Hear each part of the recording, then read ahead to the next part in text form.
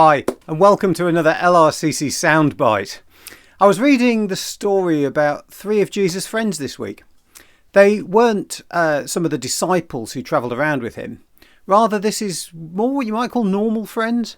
Jesus would pop round for a chat or go for dinner. I say there were three of them, two sisters called Mary and Martha, and their brother. His name was Lazarus. They pop up at different times in the story of Jesus, but on this occasion, it was quite a sad visit. Jesus had received a message from Mary and Martha. Lazarus is very sick. You should come. Now often, if we receive a message like that, we get there as soon as we can. We drop everything and we just go. For reasons we don't know, Jesus didn't. He carried on with what he was doing for another 2 days, and then he said, now, we do need to go. I don't know how long it took for the message to get to him in those days before emails, texts and mobiles. Probably a few days. And then, of course, for Jesus to get there would take another few days. By the time Jesus got there, he would get some really bad news. Lazarus had died, and in fact, he'd been dead for 4 days at that point. I suppose he might not have felt so bad about waiting 2 days, because if Lazarus had already been dead 4 days, even if Jesus had left 2 days earlier, he would still have not been there in time. But in a moment like this, it doesn't matter. Jesus was there with his friends, Mary and Martha, but the fourth of their little group was dead. Martha met Jesus on the road as he was getting near. As they were comforting each other, she said to Jesus that if only he had been there, Lazarus wouldn't have died. But even that wasn't important, because even in these really difficult times, she knew that God still looked after them, and she'd always continue to believe that. Jesus said to her that he was the one that would bring life, that he was in charge. When Jesus got to the house, he saw Mary. As they spoke, she also said to Jesus that if only he had been there, Lazarus wouldn't have died. After all, Jesus was well known for healing people.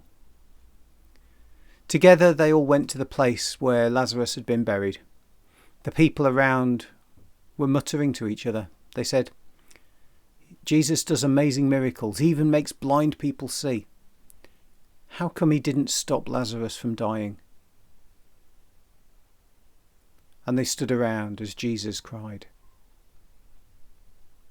There's a question there people still ask today in a variety of ways. How come God let a baby die? How come God lets bad things happen in the world? How come God let some natural disaster kill thousands of people?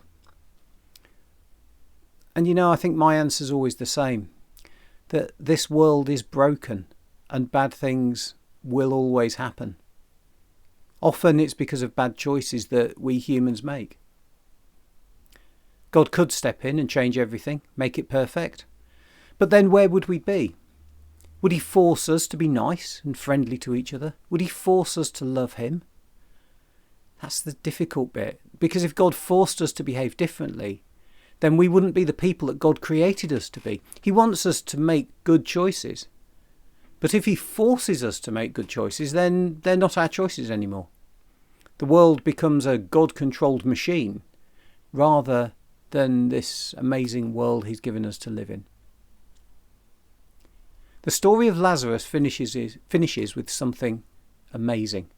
Jesus gets them to open the tomb, and he shouts inside, telling Lazarus to come out. Lazarus, who's been dead and buried for 4 days, gets up and comes out. They unwrap the grave clothes from him, and he's back with them again. One day in the future he would die again, but for now Jesus had intervened and brought his friend back. All of those around saw and believed in Jesus as the Messiah, the one who would truly save them. And so it is for us today. We might ask that question, why does God let bad things happen? But even though those things won't change, God is still there and will help us through those times. And will change this world a little around us to make it a little bit better. Every time we pray, every time we ask him to intervene, Maybe not as dramatically as in this story, but we can and we are changed by him if we only ask. I hope you have a great week. God bless you, and I'll see you next time.